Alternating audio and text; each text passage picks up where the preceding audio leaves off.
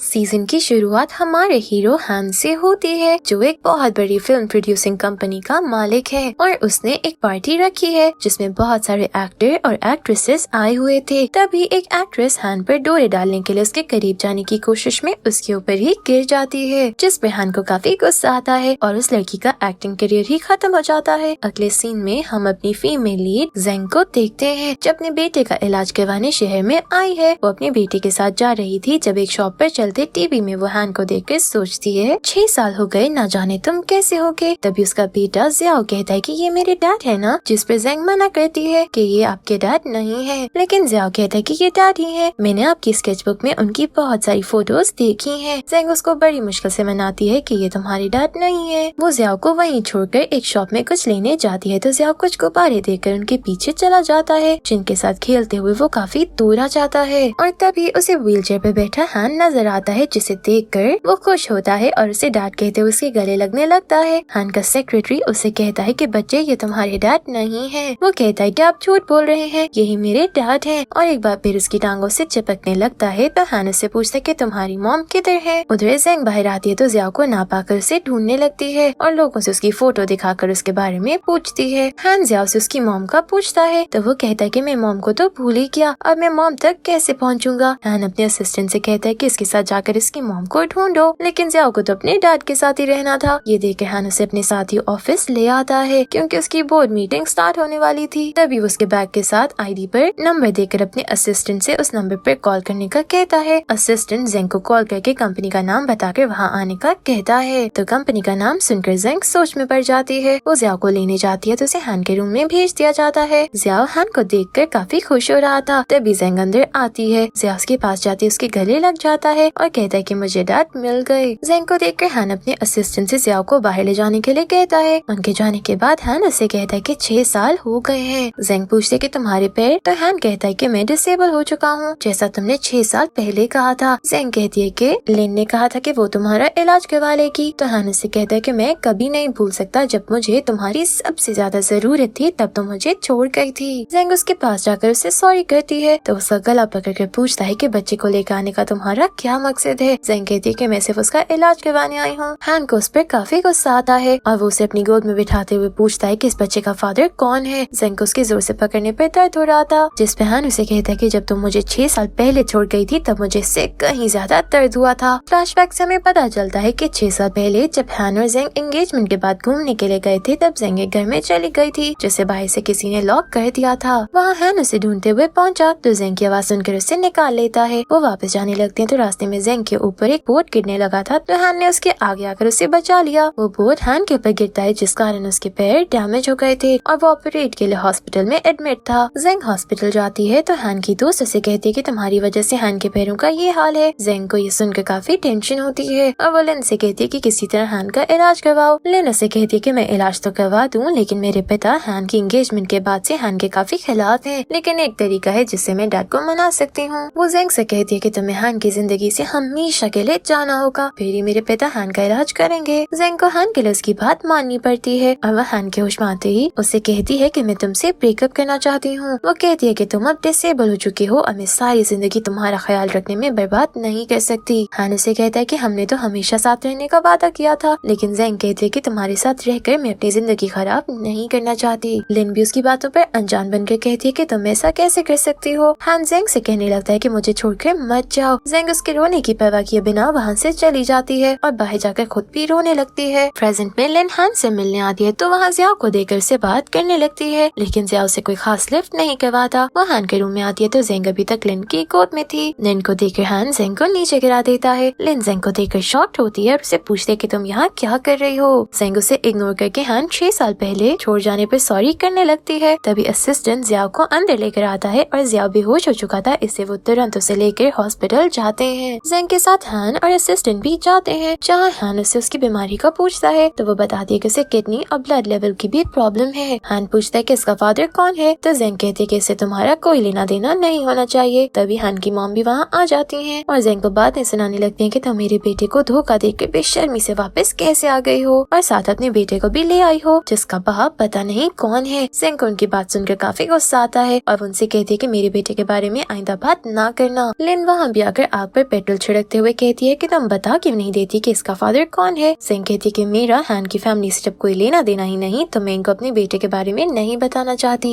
जेंग का एक दोस्त उसे मिलने आता है जो एक मशहूर सुपरस्टार था। ये देखकर लिन एक बार फिर हान के कान भरने लगती है कि ये जरूर जेंग का बॉयफ्रेंड होगा। जेंग और वो सुपरस्टार बातें कर रहे थे जब कोई रिपोर्टर उनकी फोटो बना लेता है। हान ऑफिस जाते ही उस सुपरस्टार के बारे में जानकारी ले लेता है तो उसे पता चलता है कि जेंग उसकी मीडिया कंपनी में एज ए राइटर काम कर रही है। वो उस मीडिया कंपनी को ही खरीद लेता है। यही हमें पता चलता है कि जेंग की फोटोज के लिए लिन ने ही रिपोर्टर को कहा था। वो रिपोर्टर से कहती है कि कल इन फोटोज को वायरल कर देना। उधर हान जेंग की कंपनी में जाता है और उसे बताता है कि मैं तुम्हारा न्यू बॉस हूँ। ये सुनकर जेंग जाने लगती है तो हान पूछता है क्या जियाओ तुम्हारा और इस एक्टर का बेटा है। जेंग उसे जवाब नहीं देती तो हान कहता है कि मैं तुम्हें एक और चांस दे सकता हूँ, तुम मेरे साथ रहो। जेंग उसे कहती है कि मैंने तुम्हें बता दिया था मेरा तुमसे कोई लेना देना नहीं है, मैं यहाँ सिर्फ अपने बेटे के इलाज के लिए आई हूँ। हान जेंग से कहता है क्या वो एक्टर मुझसे ज्यादा अच्छा है, क्या मैं डिसेबल हूँ इससे तुम्हें खुश नहीं कर सकता और इसने तुम्हें बहुत खुश कर दिया। जेंग उसकी फजूल बातें सुनकर थप्पड़ मारती है तो वो जेंग को फिर अपनी गोद में बिठा लेता है। वो हान से कहता है कि तुम मुझे एक बार ट्राई कर सकती हो।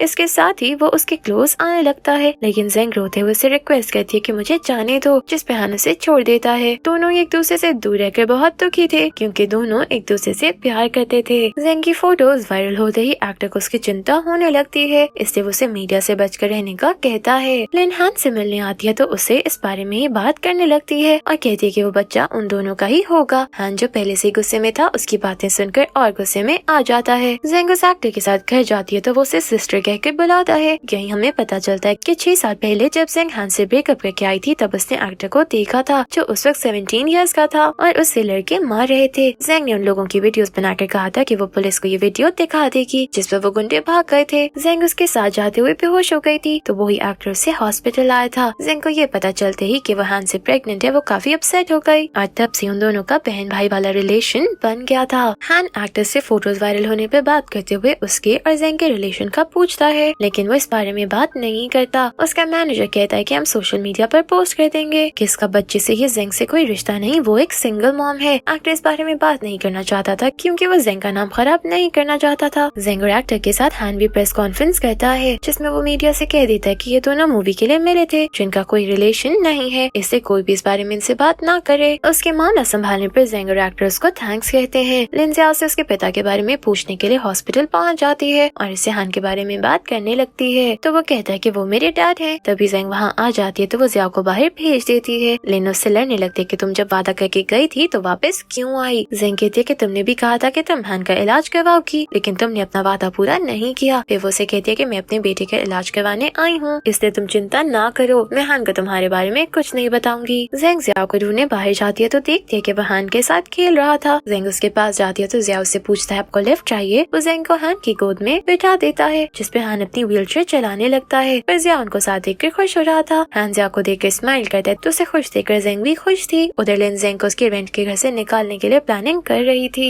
वो बस किसी तरह जेंग को हान से दूर करना चाहती थी। जेंग जब जियाओ के साथ घर आती है तो मकान मालिक उसे घर से निकलने के लिए कहती है जिसपे जेंग और मकान मालिक की लड़ाई होने लगती है। उसी वक्त वहाँ हान आ जाता है और उन दोनों को अपने साथ चलने का कहता है। वो अपने असिस्टेंट से कहता है कि पता लगाओ मकान मालिक इनको क्यों निकालना चाहती थी। जेंग हान के साथ जाने के लिए तैयार नहीं थी लेकिन जियाओ तो उसकी कार में भी बैठ चुका था जिसपे जेंग को भी जियाओ के लिए हान के साथ जाना पड़ता है। वो हान से कहती है कि हमें किसी होटल छोड़ दो लेकिन हान उसे कहता है कि तुम और जियाओ मेरे अपार्टमेंट में रह लो। जेंग मना करती है तो हान उसे एहसास दिलाता है कि जियाओ अभी हॉस्पिटल से आया है तो उसके बारे में सोचो। उसकी बात पे जेंग को मानना ही पड़ता है। जियाओ हान का अपार्टमेंट देखकर काफी खुश था और जिद करने लगता है कि मुझे मॉम डैड दोनों के साथ सोना है। हान उसकी जिद करने पर तैयार था तो जेंग को भी मानना पड़ता है। वो दोनों उसके साथ लेट जाते हैं और जियाओ को सुलाकर जेंग खुद भी सोने की कोशिश करती है लेकिन हान के साथ लेटे उसे नींद नहीं आती तो वो बाहर सोफे पर जाकर सो जाती है। सुबह जेंग को जियाओ जगाता है क्योंकि उसे वॉशरूम जाना था। जेंग उसे वॉशरूम ले जाती है तो वहाँ हान बेहोश पड़ा था। ये देखकर जेंग काफी परेशान हो जाती है। हान बेहोशी में भी बोल रहा था कि मुझे छोड़कर मत जाओ जिसपे हान उसे गले लगाकर अपने चले जाने के लिए माफी मांगती है। जेंग हान के असिस्टेंट को कॉल कर देती है तो वो उसकी दवाइयाँ ले आता है। जियाओ भी उसकी हालत पे काफी अपसेट था। जियाओ की हालत देखकर जेंग उसे असिस्टेंट के साथ नाश्ते के लिए भेज देती है। उसे एक बार फिर हान के बोलने की आवाज आती है तो उसके करीब आकर सुनने लगती है। तभी हान जाग जाता है और उसे पकड़कर किस कर लेता है। उसी वक्त जियाओ और असिस्टेंट भी वापस आ जाते हैं और जियाओ उनसे कहता है कि मैंने कुछ नहीं देखा। हान अपने असिस्टेंट से पूछता है कि मुझे क्या हुआ था जिसपे वो बताता है कि आपको बुखार हुआ था और जेंग ने आपका काफी ख्याल ख्याल रखा। वो जेंग को तंज कहता है कि क्या जेंग को भी किसी का ख्याल रखना आता है। जेंग को उसकी बात काफी बुरी लगती है और वो उसका अपार्टमेंट छोड़कर जाने लगती है, जिस पर ज़ियाओ उदास था। वो जेंग को मनाने लगा था। हान भी उसकी बातें सुन लेता है और ज़ियाओ से कहता है कि आसी के घर तुम्हारा। फिर वो ज़ियाओ को अपनी व्हीलचेयर पर बिठा कर ले जाता है। असिस्टेंट जेंग को समझाता है कि भी ज़ियाओ और हान दोनों ही ठीक नहीं, इसलिए आप अभी यहीं रुक जाएं। तो जेंग मान जाती है। ज़ियाओ हान को बताता है कि मेरी तबीयत खराब है और डॉक्टर कहते हैं कि मैं जल्द मर जाऊंगा। मुझे अपनी मॉम की चिंता है, इसलिए आप मेरी मॉम का ख्याल रखना। हान उसे विश्वास दिलाता है कि मैं तुम्हारा और तुम्हारी मॉम दोनों का ख्याल रखूंगा। उधर लिन को हान और जेंग के साथ रहने का पता चलता है, तो वो एक बार फिर आकर जेंग को बातें सुनाती है और उसे कहती है कि वो मेरा मंगेतर है, इसलिए तुम उसे मुझसे कभी नहीं छीन सकती। हान अपने मेडिकल चेकअप के लिए विदेश गया हुआ था, जिसके बाद ज़ियाओ रोज उसे कॉल पर बात करता था। हान की मॉम हान की और लिन की सगाई के अनाउंसमेंट के लिए मीडिया से बात कर रही थी कि वो जल्दी सबके सामने उनकी सगाई का बताएंगी। जब एक रिपोर्टर उनसे हान की 6 साल पहले वाली सगाई का पूछता है तो लिन को काफी गुस्सा आता है। अब अपने गुंडे से उस रिपोर्टर की कुट लगवाती है। दूसरी तरफ जेंग हान की सगाई के बारे में सुनकर काफी उदास थी। ऑफिस से वापसी पर हान जेंग को चेंज करके अपने साथ चलने का कहता है। वो जेंग को कहता है कि टाइम नहीं है, इससे कार में ही चेंज कर लो। जेंग उसे दूसरी तरफ मूव करने का कहती है, फिर वो चेंज करके हान को उसके कहने पर एक पार्टी में ले जाती है। जेंग हान से पूछती है कि ये किस चीज की पार्टी है, जिस पे वो कहता है कि आज मेरी मॉम का बर्थडे है और तुम मेरी गर्लफ्रेंड हो। लिन बहुत तैयार होकर पार्टी में सबके सामने शो मार रही थी कि जब हान जेंग के साथ पार्टी में आता है। आज मॉम ने हान और लिन की सगाई का अनाउंस करना था, इससे मीडिया वाले हान से इस बारे में बात करने लगते हैं। हान कह देता है कि मेरा अभी सगाई का कोई इरादा नहीं और अभी मैं अपनी गर्लफ्रेंड के साथ आया हूँ। ये सुनकर लिन शर्मिंदा होकर वहाँ से चली जाती है। लिन के मॉम डैड जेंग से बात करते हैं कि तुम हान की जिंदगी में एक बार फिर क्यों आ गई हो। तो जेंग कहती है कि ये मेरा नहीं, हान का डिसीजन है। यहीं जेंग को पता चलता है कि लिन के पिता ने 6 साल पहले हान को ऑपरेट किया था, लेकिन हान फिर भी ठीक नहीं हुआ। लिन ने जेंग से किया अपना वादा भी पूरा नहीं किया था, जिस पे जेंग को बहुत अफसोस होता है कि उसने लिन की बात क्यों मानी। लिन गुस्से में बाहर जाती है तो उसका गुंडा वहाँ आया हुआ था जो उसके लिए सारे पाप करता था और अब उसने उस रिपोर्टर को भी मार दिया था जिसने हान और जेंग की सगाई का सवाल किया था। लिन डर जाती है कि वो सबको उसकी सच्चाई ना बताते, लेकिन वो उसे विश्वास दिलाता है कि मैं तुम्हारे साथ कुछ गलत नहीं करूंगा। यही जेंग लिन के साथ उस लड़के को देखती है तो उसे याद आता है कि उसे 6 साल पहले घर में बंद करने वाला यही लड़का था। हान घर आकर जेंग को बताता है कि मैं विदेश था, इससे मुझे पता नहीं चला कि मेरी मॉम ने मेरी सगाई की बात की है। जेंग उसे कहती है कि मुझे इस बात से कोई मसला नहीं है। वो वहाँ से चली जाती है तो हान मासूम बनकर ज़ियाओ से पूछता है कि तुम्हारी मॉम कैसे मानेंगी। ज़ियाओ से जेंग की स्केचबुक लाकर देता है और कहता है कि मॉम जब भी उदास होती हैं तो वो इसमें स्केच बनाती हैं, फिर ठीक हो जाती हैं। हान वो बुक खोलता है तो वह हान के ही स्केचेस से भरी हुई थी। तभी जेंग भी वहाँ आती है और ज़ियाओ को सोने का कहकर हान के हाथ से अपनी स्केचबुक लेने लगती है। हान उसे बुक नहीं देता तो जेंग उसे जबरदस्ती बुक ले लेती है। हान से कहती है कि तुम्हें अब घर जाना चाहिए। हान मजलूम बनकर कहता है कि मेरी मॉम ने मेरी सगाई वाली बात ना मानने पर मुझे घर से निकाल दिया है, इससे मुझे यहीं रहना पड़ेगा। जेंग और हान ऑफिस गए हुए थे जब हान की मॉम अपार्टमेंट आकर नॉक करती है तो ज़ियाओ दरवाजा नहीं खोलता। उसे दरवाजा खोलने का कहती है तो वो कहता है कि मेरी मॉम ने कहा है कि किसी के लिए दरवाजा नहीं खोलना, जिस पर वो बताती है कि मैं हान की मॉम हूँ। ये सुनकर ज़ियाओ सोचता है कि फिर तो ये जानने वाली है, इससे वो दरवाजा खोल देता है। मॉम उसे देखकर हैरान थी कि वो हान की बचपन की कॉपी लग रहा था। वो उसे उसकी डेट ऑफ बर्थ का पूछती है तो उनको शक पक्का हो जाता है कि ये हान का ही बेटा है। वो उससे उसके पिता का पूछती है, लेकिन ये तो ज़ियाओ को भी नहीं पता था। वो ज़ियाओ को एक कैंडी देती है जो वो तुरंत खा लेता है। उसके और हान की एक जैसी आदतें देखकर वो ज़ियाओ को जोर से पकड़ते हुए पूछने लगती हैं कि तुम्हारे पिता कौन है। ज़ियाओ डर जाता है कि तभी जेंग और हान भी आ जाते हैं और जेंग ज़ियाओ को उनसे दूर करके देखने लगती है उसे कुछ हुआ तो नहीं। उसी वक्त ज़ियाओ बेहोश होकर गिर जाता है और वो सारे घबरा जाते हैं। क्या ज़ियाओ जेंग और हान को दोबारा मिलने की वजह बन सकेगा? क्या मॉम ज़ियाओ के बारे में सच जानकर जेंग को एक्सेप्ट कर लेंगी? लिन जेंग और हान को एक बार फिर अलग करने के लिए क्या चाल चलेगी? उसकी नफरत हान और जेंग के प्यार से एक बार फिर जीत जाएगी या जीत इस बार प्यार की होगी? ये सब जानने के लिए देखिए सीजन का next part. Thank you for watching.